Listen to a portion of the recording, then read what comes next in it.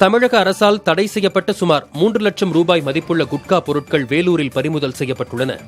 பெங்களூரில் இருந்து சென்னைக்கு குட்கா பொருட்கள் கடத்த உள்ளதாக காவல்துறையினருக்கு தகவல் கிடைத்தது.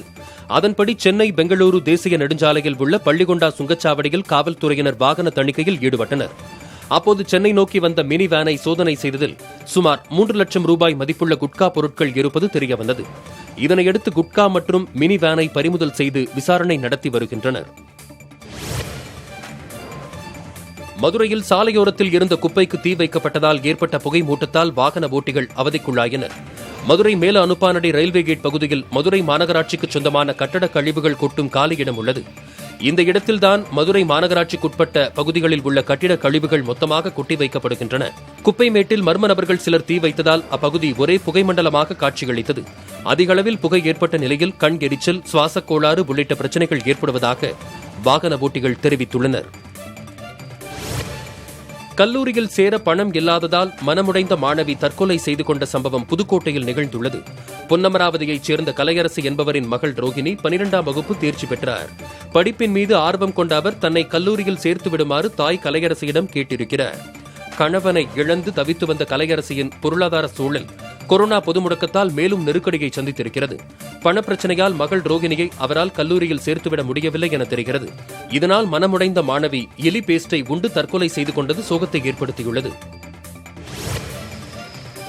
மதுரை ஸ்மார்ட் சிட்டி திட்டப் பணியின் போது வரலாற்று சிறப்புமிக்க ஓபுளா படித்துறை கற்கள் புதைக்கப்படுவதாக குற்றச்சாட்டு எழுந்துள்ளது. மதுரை மாநகராட்சிக்குட்பட்ட வைகை ஆற்று கரையோரத்தில் ஸ்மார்ட் சிட்டி திட்டத்தின் கீழ் தடுப்புச் சுவர் அமைக்கும் பணிகள் நடைபெற்று வருகின்றன. இந்நிலையில் மதுரை நெல்பேட்டை அருகேயுள்ள வரலாற்று சிறப்புமிக்க ஓபுளா படித்துறையில் இருந்து பழங்கால கற்கள் பெயர்த்து எடுக்கப்பட்டு உடைத்து கரையோரங்களில் மண்ணில் புதைத்து வருவதாக குற்றச்சாட்டு எழுந்துள்ளது. இதுகுறித்து மாநகராட்சி ஆணையர் விசாகனிடம் கேட்டபோது கற்களை பாதுகாத்து வைப்பதற்கான நடவடிக்கை எடுக்க அதிகாரிகளுக்கு உத்தரவிட்டுள்ளதாக தெரிவித்தார். சென்னையை அடுத்த ஆவடி பகுதியில் வாகன சோதனையின் போது கர்நாடகாவில் இருந்து கடத்தி வரப்பட்ட 2.5 டன் குட்கா பொருட்களை காவல்துறையினர் பறிமுதல் செய்தனர். வீராபுரம் 400 அடி சாலை சந்திப்பு பகுதியில் காவல்துறையினர் வாகன சோதனையில் ஈடுபட்டிருந்தனர்.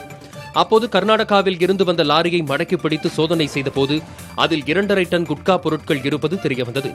இதனையடுத்து லாரியில் இருந்த குட்காவை பறிமுதல் செய்த காவல்துறையினர் ஓட்டுநரை கைது செய்தனர். மேலும் லாரியின் பின்னால் காரில் வந்த 3 நபர்களிடமும் தீவிர விசாரணை மேற்கொள்ளப்பட்டு வருகிறது. முதற்கட்டமாக சென்னையில் பல்வேறு பகுதிகளில் விற்பனை செய்வதற்காக குட்கா பொருட்கள் கொண்டு வந்ததாக தெரிவிக்கப்பட்டுள்ளது. புதுச்சேரி கடற்கரையில் தற்கொலைக்கு முயன்ற மூதாட்டியை ரோந்து பணியில் இருந்த காவலர் ஒருவர் தூக்கிச் சென்று மருத்துவமனையில் சேர்த்து காப்பாற்றிய சம்பவம் நெகிழ்ச்சியை ஏற்படுத்தியுள்ளது. கடலில் இறங்கி தற்கொலைக்கு முயன்ற மூதாட்டியை அங்கு ரோந்து பணியில் இருந்த காவலர் பாண்டியன் என்பவர் பார்த்துள்ளார். உடனடியாக மூதாட்டியை இழுத்து வெளியே கொண்டு வந்தபோது மூதாட்டி மயக்கமடைந்துள்ளார்.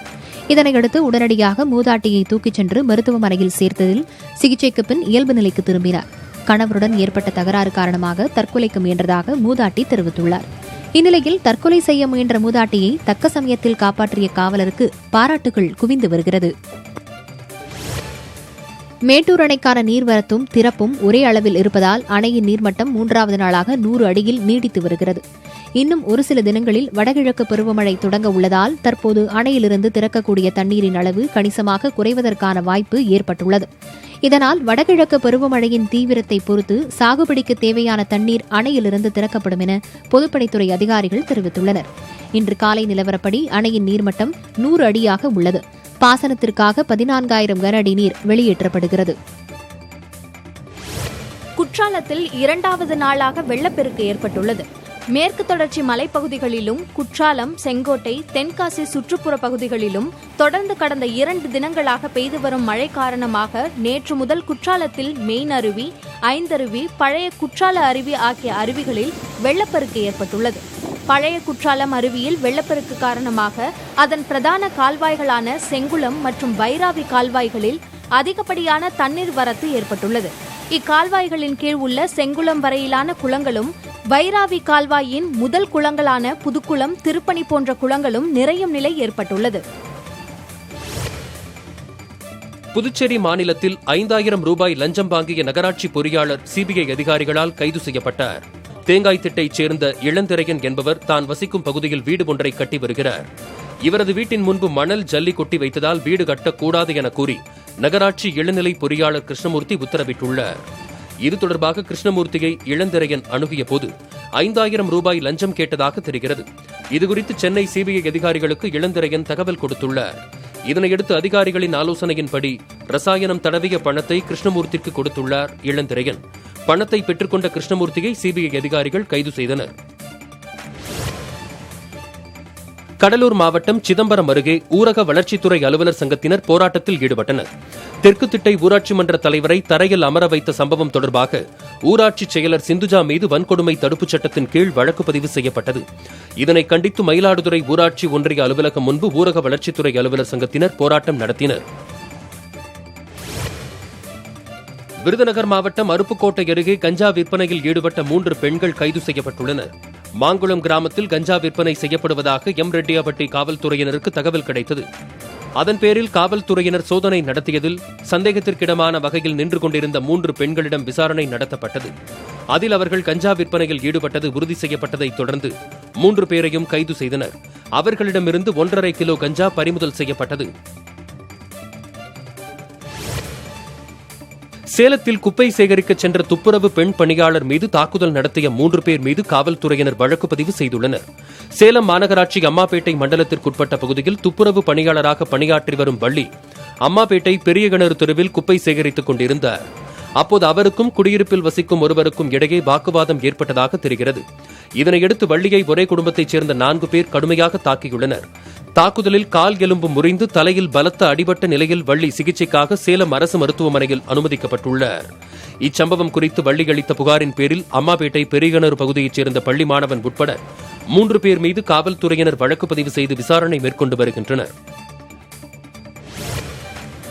கொரோனா தொற்று அச்சத்தால் திருச்சி சமயபுரம் மாரியம்மன் கோயில் நவராத்திரி விழா ரத்து செய்யப்படுவதாக கோயில் இணை ஆணையர் அறிவித்துள்ளார். நவராத்திரி விழாவில் மகிஷாசுரனை அழிக்க அம்மன் கடும் தவம் புரிந்து மரக்கேடயத்தில் திருக்கோயிலுக்குள் புறப்பாடும் 10வது நாளான விஜயதசமி அன்று சமயபுரம் கடைவீதியில் உள்ள வன்னி மரத்திற்கு வெள்ளிக்குதிரை வாகனத்தில் வீதிபுலா வந்து அம்பு போடுதல் நிகழ்ச்சியும் நவராத்திரியின் சிறப்பம்சங்கள். ஆனால் கொரோனா காரணமாக 144 தடை உத்தரவு அமலில் உள்ளதால் திருவிழாவில் அம்மன் புறப்பாடு நடக்காது என அறிவிக்கப்பட்டுள்ளது. முன்னாள் குடியரசுத் தலைவர் அப்துல் கலாமின் 89வது பிறந்த நாளை முன்னிட்டு திருச்சியில் 1 லட்சம் பனை விதைகள் விதைக்கும் தொடக்க நிகழ்ச்சி நடைபெற்றது. இந்நிகழ்வை திருச்சி மாநகர காவல் துணை ஆணையர் கலந்து கொண்டு தொடக்கி வைத்தார். அதில் முதற்கட்டமாக 2000 பனை விதைகளை ஓலையூர் ஏரியில் மாணவர்கள் விதைத்தனர். டெல்லியில் போக்குவரத்து காவலரின் மீது காரை ஏற்றி அவரை சில மீட்டர் தூரத்திற்கு இழுத்துச் சென்ற வீடியோ வெளியாகியுள்ளது.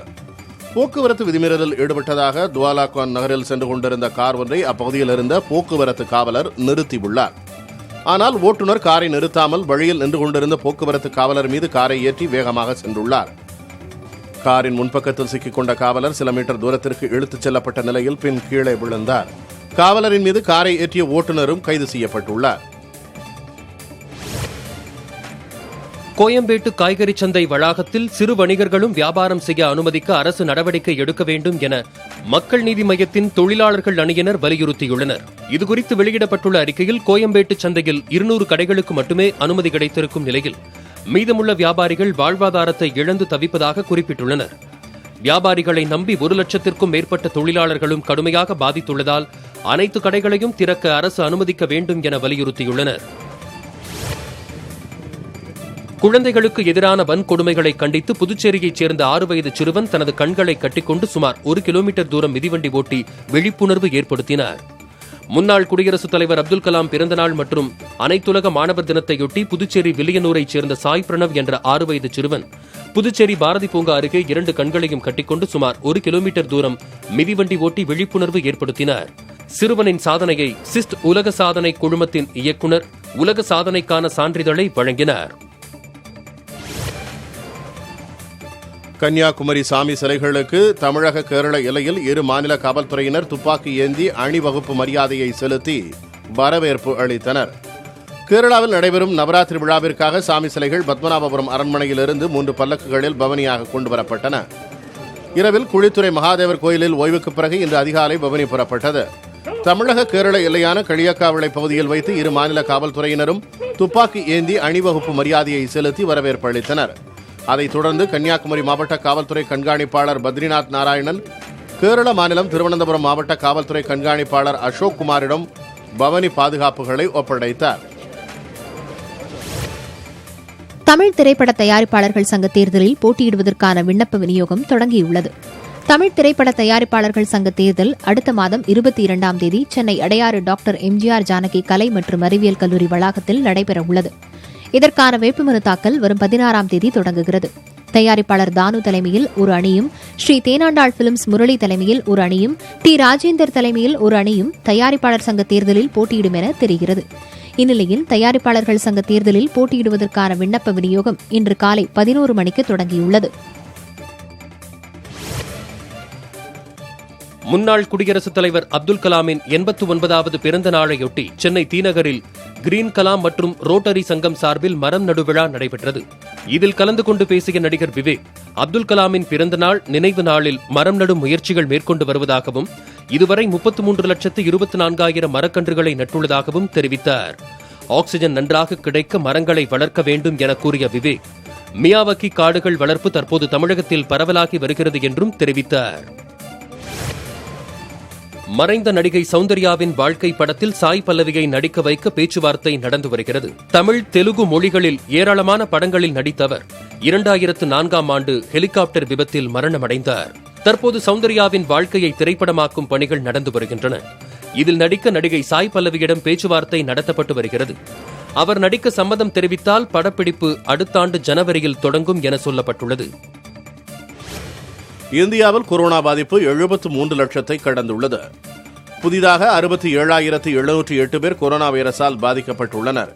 இதுவரை 63,83,000த்திற்கும் அதிகமானோர் குணமடைந்துள்ளனர். தொற்றுக்குள்ளான 8,12,000 பேர் தற்போது சிகிச்சையில் உள்ளனர். கடந்த 24 மணி நேரத்தில் மட்டும் 81,541 பேர் குணமடைந்து வீடு திரும்பியுள்ளனர். மறைந்த முன்னாள் குடியரசுத் தலைவர் அப்துல் கலாமின் பிறந்த நாளை முன்னிட்டு பிரதமர் நரேந்திர மோடி அவருக்கு புகழாரம் சூட்டியுள்ளார்.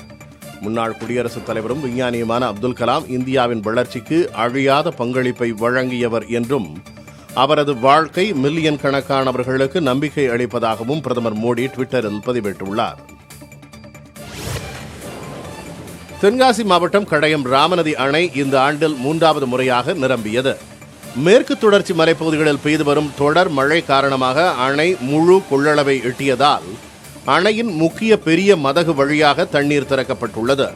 இதனால் பொதுமக்கள் மற்றும் விவசாயிகள் மகிழ்ச்சி அடைந்துள்ளனர். அணை 82 அடி கொள்ளளவை எட்டியவுடன் அணையின் பாதுகாப்பு கருதி தண்ணீர் திறக்கப்பட்டுள்ளது.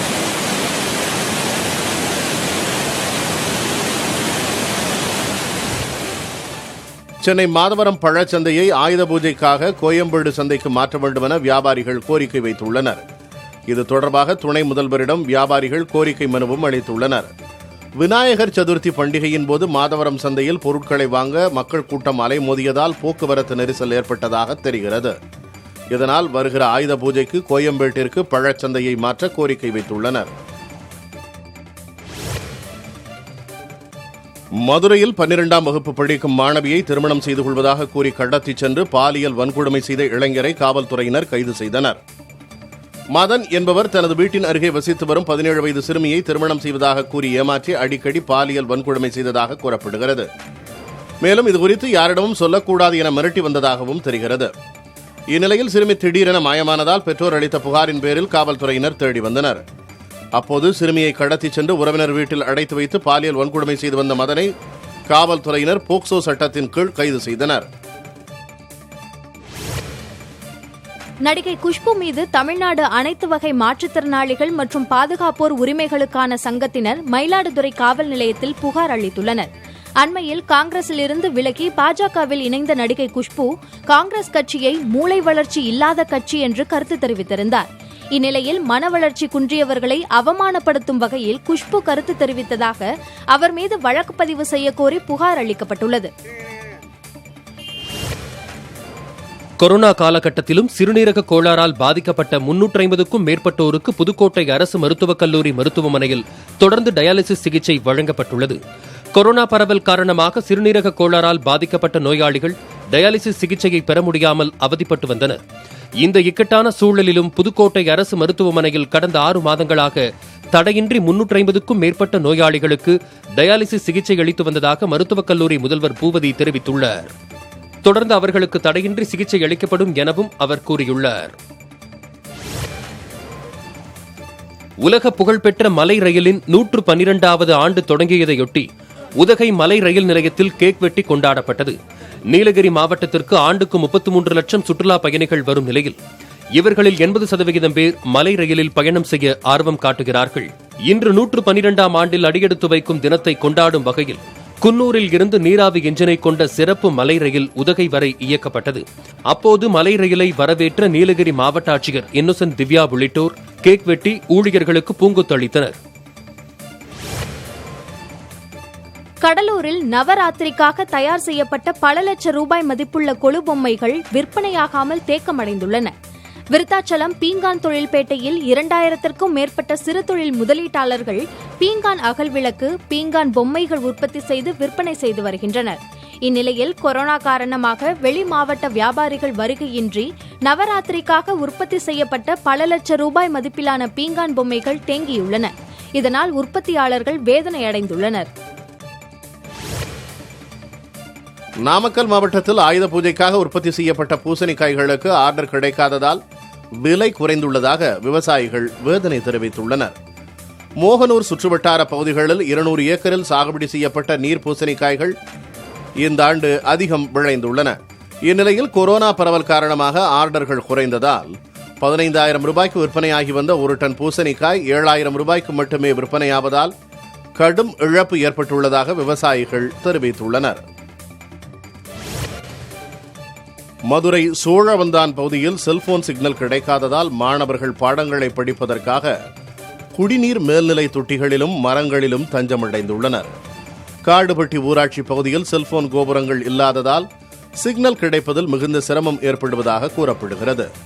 இதனால் ஆன்லைன் மூலமாக பாடங்களை கற்கும் மாணவர்கள் ஆபத்தை உணராமல் மரங்களிலும் குடிநீர் மேல்நிலை நீர்த்தேக்க தொட்டியின் மேல் ஏறியும் செல்போனை பயன்படுத்தி வருகின்றனர். 12 நாட்களுக்கு பிறகு முட்டை விலை ஒரே நாளில் 25 காசுகள் குறைந்து 5 ரூபாயாக விற்பனையாகிறது. கொரோனா பரவல் காரணமாக நாமக்கல்லில் கடந்த சில மாதங்களாகவே முட்டை உற்பத்தி குறைந்தது. அதன் காரணமாக கடந்த 3ஆம் தேதி முட்டை விலை அதிகபட்சமாக 5 ரூபாய் 25 காசுகளுக்கு விலை நிர்ணயம் செய்யப்பட்டது. இந்நிலையில் 12 நாட்களுக்கு பிறகு முட்டை விலை 25 காசுகள் சரிந்து 5 ரூபாய்க்கு விற்பனை செய்யப்படுகிறது. விலை உயர்வு காரணமாக முட்டைகள் தேக்கமடைந்ததால் விலை குறைந்துள்ளதாக கோழி பண்ணையாளர்கள் தெரிவித்துள்ளனர்.